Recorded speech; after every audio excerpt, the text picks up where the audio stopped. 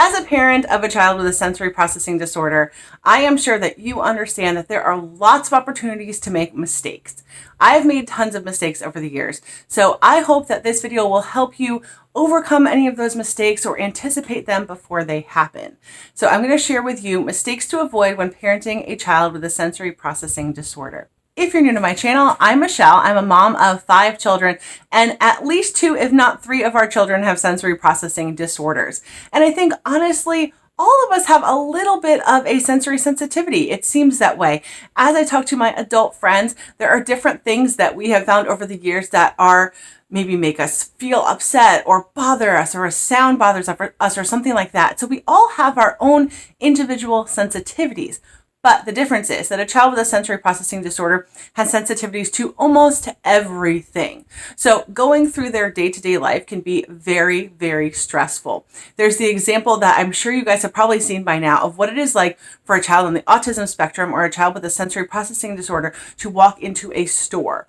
Just the act of walking into the store, feeling the motion of the wind when the doors open and the noise and the squeaking and the noise of people talking and all of the other sounds that come around, when you're in a big box store, sounds are bouncing off of things, there's high ceilings, there's people everywhere. For someone with a sensory processing disorder, it is absolutely overwhelming. So as a parent, it is our job to try to help them when they are young, to facilitate their life, to make things work better and flow better for them. Now, I am not the type of person that shelters my child or thinks that because they have a sensory processing disorder, we need to remove them from life. I don't feel that way at all. I think it is all about understanding the things that trigger your child, working with them, giving them the words to identify their feelings and emotions, and also allowing them to have a break and downtime when it is needed. So let's talk about a few mistakes that you can avoid. Now, the very, very first mistake that I know I have made so many times over the years is to allow myself to get upset because my child is upset. That is parenting fail number 1. You should not allow your child's emotions to affect your own emotions. They probably will, if I'm being honest, right? If your child is upset, it's probably going to make you feel upset. If they did something that you wouldn't have wanted them to do, you might get angry with them. But rather than immediately having an outburst, what you need to do is take a moment to calm yourself before you approach the situation. If your child is the type of child who has meltdowns, trying to intervene during a meltdown or trying to have a conversation with your child during a meltdown is completely fruitless. No good is going to come out of it. Everyone is just going to get upset. And so what I would recommend is to just take that time, let your child have their meltdown. As long as they are safe and they're not hurting anyone else, let that meltdown take place. And when they are starting to calm down, or when they have calmed down, depending on the child, you know your child better than anyone else. So do whatever works best for your child. But when they seem to be calming down, that is the time when you can talk to them. Now, when you talk to them, make sure you do so in a calm voice. And this is a mistake that I've made hundreds of times over the years. I am sure that I have gotten frustrated. I've gotten angry. I have, maybe been embarrassed. I mean, if we're being honest, you guys, sometimes these things happen in public and it's a little bit embarrassing because the people in public don't know your child. They have no idea what's going on and they're going to assume that they're a naughty kid. And you and I both know that our children who have sensory processing disorders or who are neuro-atypical, who are on the autism spectrum, they are not being bad just because they are acting out. They are struggling. They are having some type of internal struggle. And because we understand that, that means in that type of situation, we need to control ourselves. We are the adult in the situation. We need to rein in our emotions just for a little bit, let them feel what they need to feel, and then help them rather than discipline.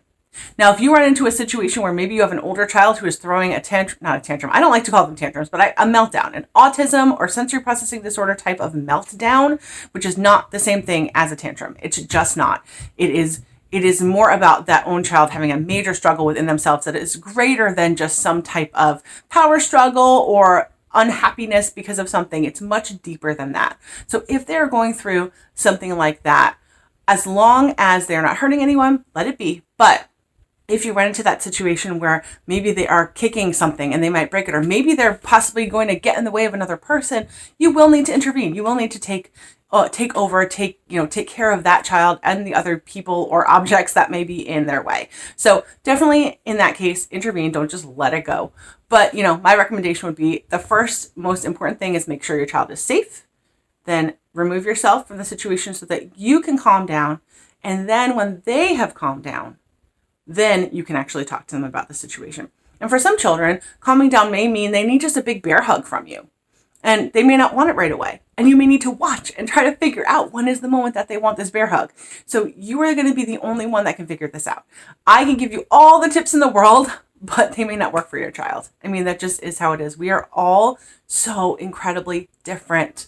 And especially when you have a child on any type of spectrum, they're going to be very different from what you read in the books. I mean, they're not going to match every single thing, every single criteria for a certain diagnosis, like a sensory processing disorder. They're just not. And so you as the parent need to understand your child better than anyone else. You are the one who is in control of the situation. Parenting mistake number 2 to avoid would be to put your child in a box. Don't say just because your child has a certain diagnosis that is how they will be for the rest of their lives. Now, I'm not the person that would say that they can grow out of it or can get cured from it. I don't believe that. I think we all have some type of disposition that we are genetically created with. And if that is a sensory processing disorder, that is not something that is going to just go away when you turn 18 and then you're going to be an adult and everything will be fine. No, it doesn't work like that. It really, really doesn't. And if people tell you that, just know that they don't know what they're talking about. Give your child time to grow and they will understand how to adapt. And I think that is the main thing here, is that in a situation where you are dealing with a young child with a sensory processing disorder, you may feel like their life is going to be like this forever. It will never get better, and you put them in that box. That is a mistake. Do not put your child in a box. Always imagine for them the best life possible. And maybe the best life possible isn't going to be what you had anticipated. We all have this idea of, before we have children, what it's going to be like to be a parent. And if you're a parent, it's not like that. It's just not. And then if you find out your child has any type of special diagnosis, it's even more so not like what you had imagined. And that doesn't need to be a bad thing. But just because they behave one way at 3 years old, it doesn't mean they're going to be that way at 6 years old, or 7 or 8 or 9 or 18 or 25. We as human beings change constantly over time. I am not the same person that I was at 30 years old. I'm just not. And so to take our children and put them in a box and say they're going to be this way forever, they're going to be difficult and they're going to have meltdowns and they're going to be argumentative and they're going to be miserable their whole lives. That is a huge, huge mistake.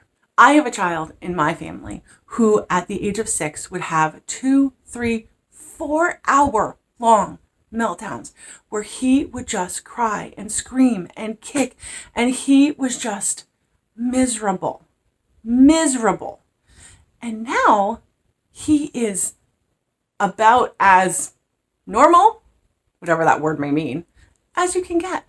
He has learned how to deal with all of those big feelings that he had at a young age that he didn't understand.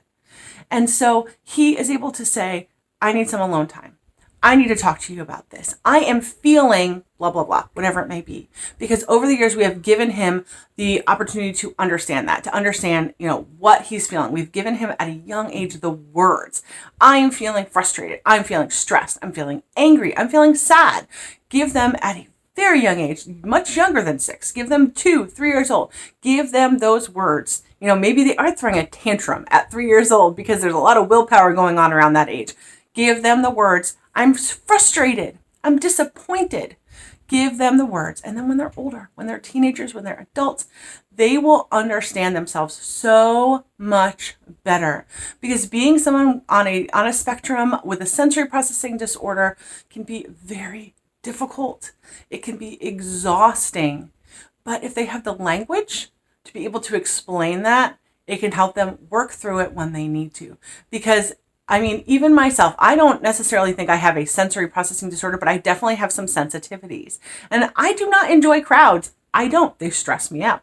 And so that doesn't mean that I'm always avoiding them, but it does mean that now that I'm an adult, I can make choices and decide what is best for me. So this is my mistake number 3 for you guys. Forcing your kid to be normal. First of all, There really isn't anything that's normal. We are all completely unique. There's no such thing as normal. But expecting someone who has some special differences, people don't like me to use the word special needs, but they do have some special needs. They have some differences. They are not going to always do what you would expect people to do. They would not always behave normally. Normal is a spectrum, just like sensory processing disorder is a spectrum. And there are ways that we can teach our children to do things that are appropriate. That is always correct. You can teach your child how to behave appropriately, what it is to be polite, not to be rude, how to handle themselves in a public setting and all of that. But even when you do all those things, they may still be grumpy about it. They may still not want to be there. And I know adults that are like that. So you can't always expect your child to fit this mold of whatever normal is. But you also, like I said before, don't want to put them into that box. So it is about finding that in between that works best for your child, because every single child is different. I mean, if you're a parent of more than one child, you know that. We make a joke that our 5 children are all 180 degrees different from one another, which is completely impossible, but they are. They're so incredibly different. And you may hear them in the background right now. They're being loud and they're playing and they're living their lives. And I have learned that as the mom of many children, several with some differing needs, that what I expected is not at all what I got, but that's okay. But I feel like as long as I can avoid those 3 mistakes, if I can make sure that before I react to their behavior, that I give myself a second to calm down. If I can make sure I am not putting them into a box, that I am allowing them to live their lives to their best possible capabilities.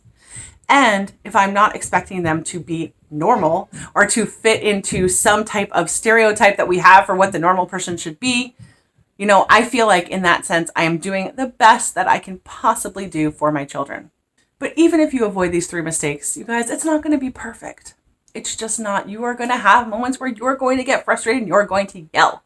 Or you're going to have other moments of another type of frustration where you thought they were a certain way and then they're not anymore. Or you wanted them to just be like everyone else and they just can't. You just wanted to go to that concert and you wanted it to go well, but all that noise and all that chaos was too much for them.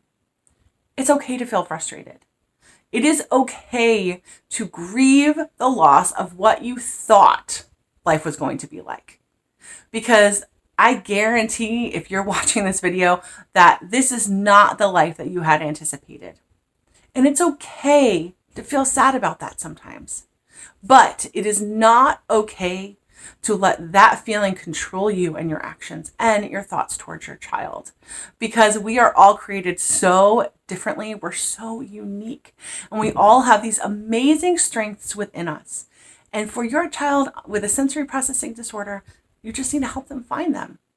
And that means allowing them to grow as they are without expectations put upon them. Let them be the person that they are.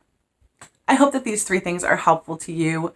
Honestly, there are so many other things that I could say, so many other pieces of wisdom and advice that I could give to you. But the number one thing that you have to remember is that your child is unique. You, as a parent, are unique. And you always need to do whatever is best for your family. Remember that. Do whatever is best for your family. Now, I'm not a doctor. I don't have a degree in this. I am just a mom who has children with a sensory processing disorder, and these are the things that I have learned. So if you'd like to see more videos like this, please subscribe to my channel. If you have any questions, don't hesitate to reach out to me either here in the comments or on Instagram. I would love to answer your questions and connect with you. Thank you so much for watching this video. I have a whole playlist of all of my videos about sensory processing disorder. Make sure that you check that out. Don't forget to subscribe and have a great day.